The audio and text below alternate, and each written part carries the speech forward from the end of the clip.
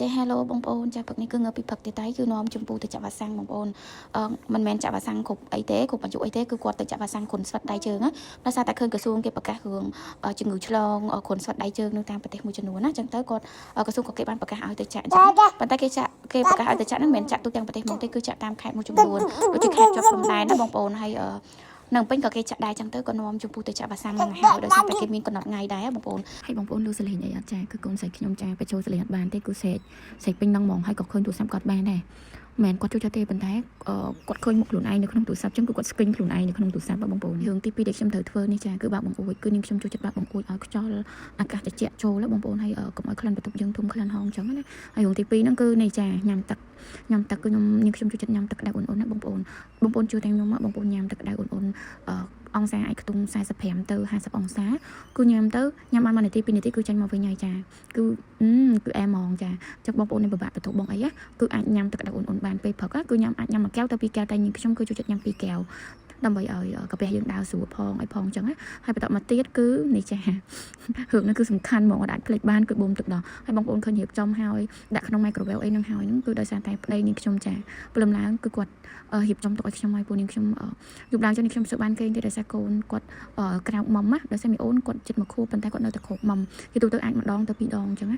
ចឹងទៅគឺព្រលឹមឡើងគឺស្វាមីនាងខ្ញុំរៀបចំទុកដាក់ឲ្យនាងខ្ញុំស្រាប់ចឹងទៅនាងខ្ញុំងើបឡើងគាត់តែរៀបចំគឺដាក់បូមតែម្ដងហើយនឹងខ្ញុំបូមម្ដងហ្នឹងគឺ30នាទីហើយនេះគ្មានក្បាលខោចាព្រលឹមឡើងបងប្អូនជឿអត់ខ្ញុំនៅតែនិយាយថានាងខ្ញុំកាលតងន់ណាគឺចូលចិត្តអានសភៅកូននាងខ្ញុំគឺដូចគ្នាចាព្រលឹមឡើងចឹងដាក់របស់អីលេងផ្សេងអត់លេងទេតតែសភៅរូបភាពឬក៏សភៅអីក៏ដោយឲ្យតែមានរូបភាពឲ្យគាត់មើលចឹងគឺគាត់មើលហើយចានេះគឺចាប់ផ្ដើមបូមប្រើមើលកូនប្រើហើយឆ្លៀតថតតិចតួចចឹងហើយបងប្អូនទឹកដោះព្រលឹមឡើងគឺចាញ់បានច្រើនណាបងប្អូនមកជាហៀងចឹង6 7លេខចឹងទាំងសងខាងនាងខ្ញុំបូមបាន12ទៅ13លេខអីចឹងបានច្រើនបងប្អូនព្រលឹមឡើងតែបើថ្ងៃត្រង់អីគឺបូមអត់សូវបានទេតែបើព្រឹកឡើងគឺបូមបានច្រើនណាបងប្អូនអើយមើលតែទឹកដោះចាញ់ចាដូចគោចឹងចាហើយបន្តមកទៀតគឺនាងខ្ញុំត្រូវបាក់ឡានខ្លួនឯងដោយសារស្វាមីគាត់ទៅធ្វើការចឹងទៅបងអូនស្រីគាត់អត់រៀនផងគឺគាត់ជូនយើងទៅម្ដងគឺខ្ញុំទៅតែឯងអីទេ2 នាក់កូនណាប៉ុន្តែលើកហ្នឹងគឺទៅតែឯង2 នាក់កូនទៀតអត់បានទេដោយសារតែមីអូនគាត់ធំចឹងគាត់អាចវាគាត់អីបានចឹងដាក់លើកៅអីទូដាក់ខ្សែក្រវ៉ាត់ទូដាក់អីក៏ដោយគឺគាត់អត់ព្រមទេចឹងតើមានអ្នកកាន់គាត់ចឹងទៅគាត់ព្រមចឹងហើយលើមកដល់ពេលដែរចាកម្ពុជាគ្មានក្បាលខូចបងប្អូនជឿអត់ថាដល់ពេលដែលចាក់វ៉ាក់សាំងគឺគាត់ភ្លេចយំគាត់កន្លែងទៅមើលមកគ្រូពេទ្យគ្រូពេទ្យសង្ហាទៅភ្លេចកន្លែងទៅមើលគឺភ្លេចយំគ្រូពេទ្យឡើងឆ្ងល់ឥឡូវកន្លែងចាក់វ៉ាក់សាំងអត់បានថតទេដោយសារគេឲ្យថតចឹងទៅពេលឥឡូវនេះខ្ញុំជូនចាគាត់ដែលគាត់មកហ្នឹងគឺដើម្បីដោះដូរមួយការទិញកាអាវអញ្ចឹងទៅជូនគាត់មកទិញកាអាវមើលកាអាវតិចចឹងនៅសែនដូដោយសារសែនដូគេបញ្ចុះតម្លៃហើយទៅជូនគាត់មកមើលកាអាវក៏ហើយនេះចាជូនមើលកាអាវមួយជុំងុំគឺជូនមកលោទៀតចាមកដល់ផ្ទះគឺកូនស្រីនេះខ្ញុំគាត់គេងហើយបងប្អូនមកដល់ផ្ទះភ្លាមគឺនេះខ្ញុំត្រូវងូតទឹកឲ្យគាត់គេងភ្លាមដើម្បីកុំឲ្យគាត់ក្តៅខ្លួនណាបងប្អូនហើយជឿអត់ថាខ្ញុំអង្គុយមើលកូនគេងជួយចិត្តជាងគេគឺពេលគាត់គេង